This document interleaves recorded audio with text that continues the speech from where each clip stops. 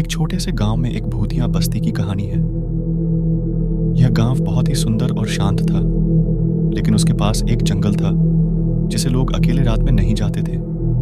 यह जंगल अजनबीपन और डरावनी आवाजों से भरा हुआ था। लेकिन एक दिन एक राजनीतिज्ञ ने इस जंगल में घूमने का फैसला किया। राजनीतिज्ञ का नाम रवि था। वह गांव के लोगों के साथ रहता था और उनके लिए हमेशा कुछ नया ढूंढता रहता था। रवि को जंगल में जाने का बहुत शौक था, लेकिन उसके दोस्त उसे अकेले जाने से रोकते थे।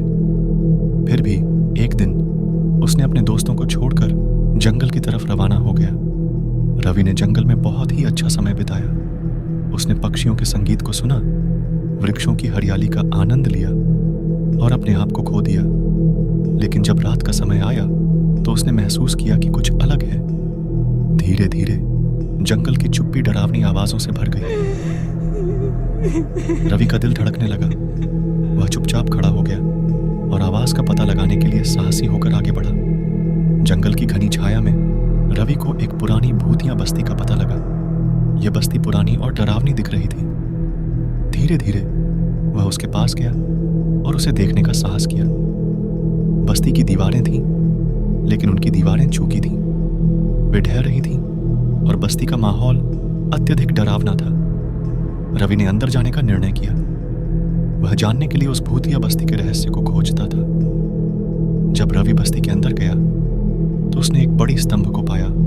उस स्तंभ पर एक पुरानी पुस्तक रखी हुई थी। रवि ने उस पुस्तक को खोला और उसमें से कुछ पन्ने पढ़े। पुस्तक में लिखा था कि यह भूतिया बस्ती किसी प्राचीन राजा के निवास स्थान के रूप में थी।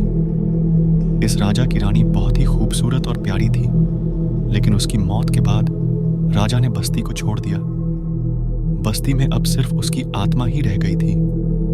रवि को बस्ती में कुछ और अनोखा महसूस होने लगा।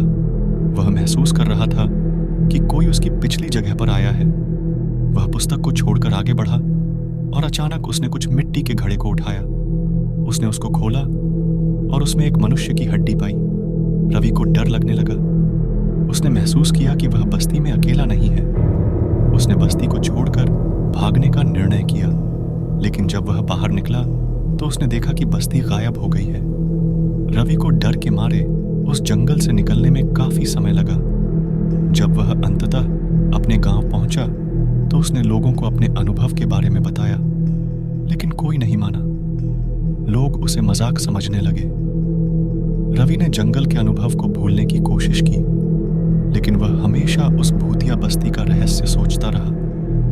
वह कभी नहीं जान पाया कि क्या वह जंगल में सच्ची में भूतिया बस्ती को देखा था या फिर वह सभी यह सिर्फ एक कल्पना